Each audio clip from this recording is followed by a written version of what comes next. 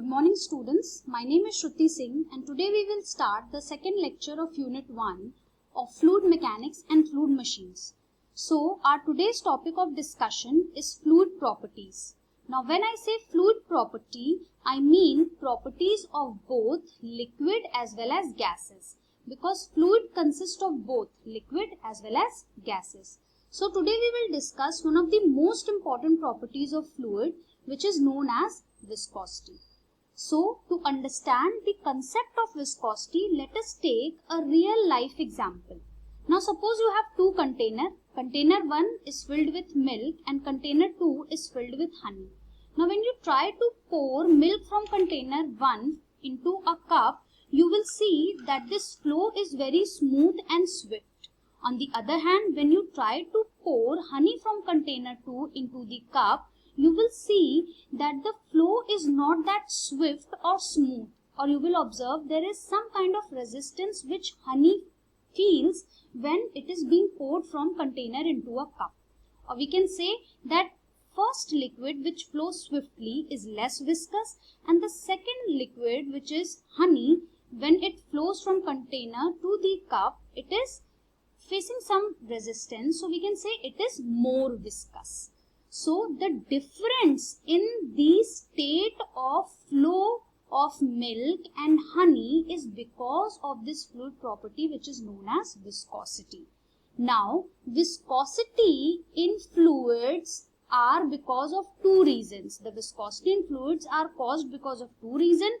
Reason one is cohesion or force of attraction between similar kinds of molecule, and reason two is molecular momentum exchange. Okay. In case of liquids, viscosity is because force of attraction between similar kinds of molecules, which is cohesion, and in gases, viscosity is because of momentum or molecular momentum transfer. So what happens in liquid? Suppose we have two layers of liquid. This is liquid layer 1 and this is liquid layer 2. Now when these layers try to move one over the other, the liquid molecule in this layer as well as the liquid molecule in this layer will have a force of attraction between them, which is cohesion. Now when these layers try to move one over the other, this force of cohesion offers resistance in the motion. It offers resistance in the motion. So viscosity in liquid is because of cohesion. What happens in gases now? Suppose you have this container which is filled with gas. So all the molecule will occupy the complete space. Now the gases molecules in this space will continuously keep on moving with, say, velocity v. These molecules will also have some mass. Okay. Now when these molecule keeps on moving, in this course of movement they come and hit each other. Now when they come and hit each other, this velocity multiplied by the mass or the product of mass into velocity, which is known as momentum, it gets transferred. And during this collision, when momentum gets transferred, friction is created. So we can say this friction or the viscosity in gases is because of the molecular momentum exchange or molecular momentum transfer. Now let us understand the concept of viscosity more clearly. Now in this first image that you see, this image shows a velocity profile. Let me complete this image. This is a velocity profile, okay, or a velocity distribution. This will be somewhat like this, okay, a parabola sort of a thing. Now say this is a solid boundary.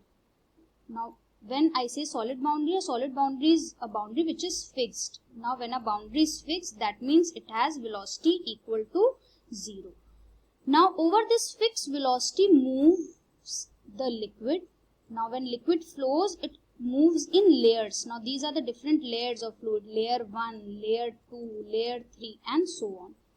Say this distance above this solid boundary is y.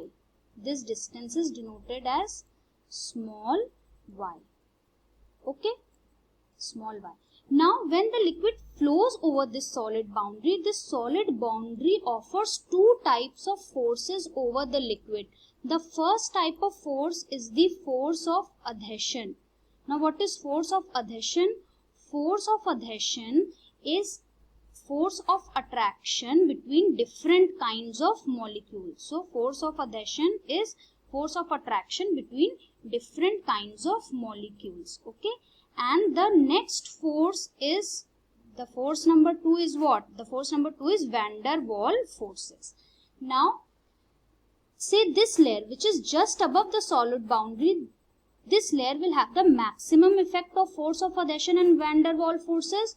So the molecules of this layer will have almost negligible velocity or velocity equal to the velocity, almost equal to the velocity of solid boundary. Since the force of adhesion of this boundary with this layer of fluid is very strong, so the velocity of this layer will be very less.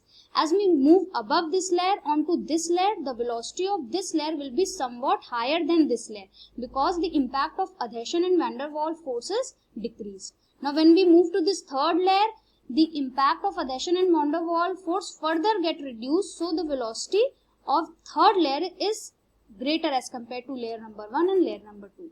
So we can say as we move away from the boundary, the velocity goes on increasing, and hence we get this type of a profile, this parabolic type of a profile, okay, which says that velocity at this point is almost negligible or equal to 0, and velocity at the topmost position, velocity of the layer which is at the topmost position, will be maximum.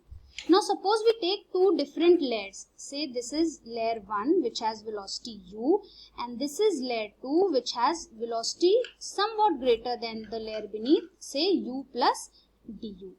And the distance between these two layers is denoted by dy. Now let us move to this next image, which is nothing but an enlargement of image 1. This is the layer above which has velocity u plus du, okay, and this is the layer beneath which has velocity u.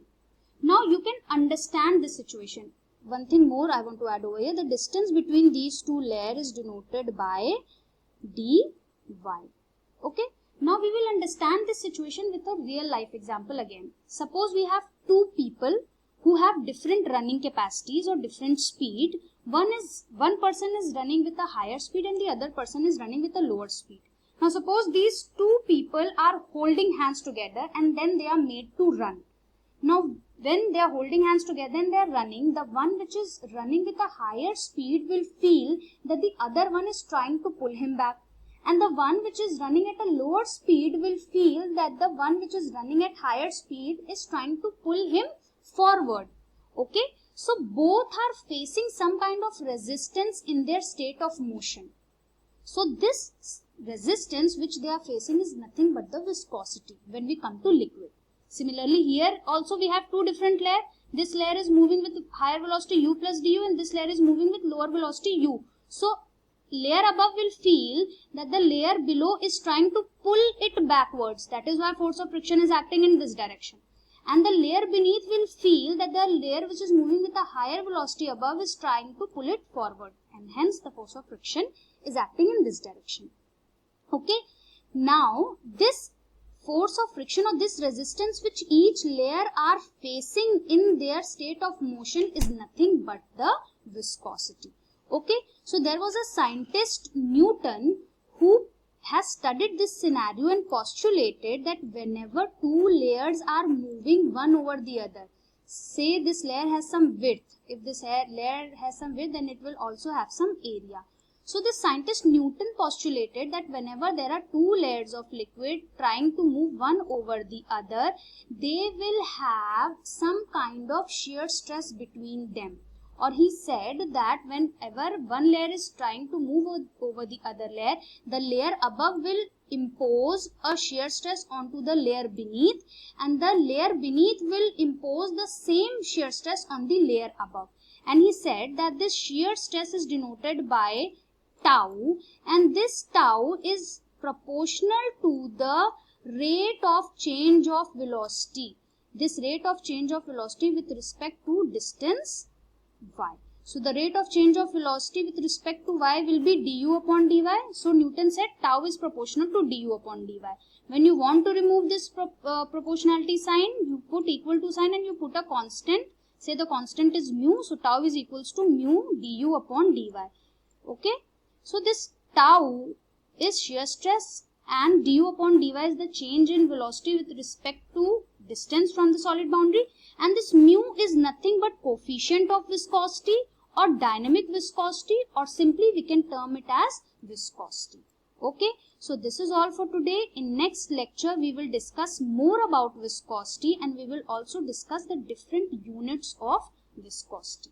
Thank you.